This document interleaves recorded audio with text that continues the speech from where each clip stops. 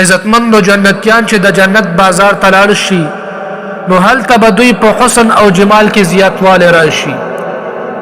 د مسلم شریف حدیث دی، رسول الله صلی الله علیه وسلم فرمایي بېشکه په جنت کې یو بازار دی چې هغې ته به په هره جمعه باندې جنتیان راځي. هلته به د شمال یخه هوا راشي. دا هوا به د دوی په مخونو او کپړو باندې د مشک او مختلف قسم خوشبويي خوره کړي چې په دې سره به جنتیانو په حسن کې نور هم زیاتوالی راشي. کله چې دا جنتیان د زیات حسن او جمال سره کورونو ته واپس لاړ شي نو د دوی بیبیانې به دوی ته وایي والله لقد ازددتم بعدنا حسنا وجمالا، قسم په الله د دې ځای نه تتلو نه پس تاسو په حسن او جمال کې ډېر زیاتوالی راغلی دی. جنتیان به ورته وفرمایي وانتم والله لقد ازددتم بعدنا حسنا وجمالا، قسم په الله زمونږ د تلو نه پس تاسو په ښایست کې هم زیاتوالی راغلی دی.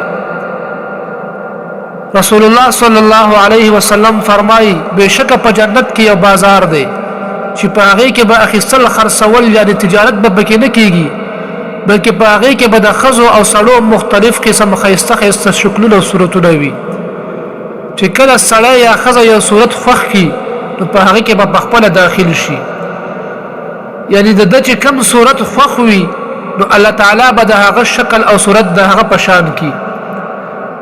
د مشهور تابعی حضرت سعید بن مسیب رحمه الله ملاقات د حضرت ابو هريره رضی الله عنه سره وشو. حضرت ابو هريره رضی الله عنه ورته فرمایل اسأل الله ان يجمع بيني وبينك في سوق الجنه، زه د الله تعالی نه سوال کوم چې ما او تا د جنت په بازار کې یو ځای کړي. سعید بن مسیب رحمه الله ورته فرمایل افیها سوق، آیا په جنت کې به بازار وي؟ حضرت ابو هريره رضی الله عنه ورته فرمایل او ما ته د رسول الله صلی الله علیه وسلم د دې حدیث خبر راغلی دی.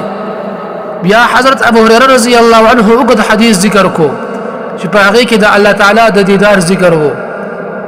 په دې حدیث کې نبی علیه الصلاة والسلام دا هم وفرمایل چې په جنتیانو به د پاسه طرف نه یخ وریځ راشي، په دې باندې به داسې خوشبويي وورېږي چې دغه خوشبويي به دوی بل هېڅ چېرته نه وي محسوسه کړي.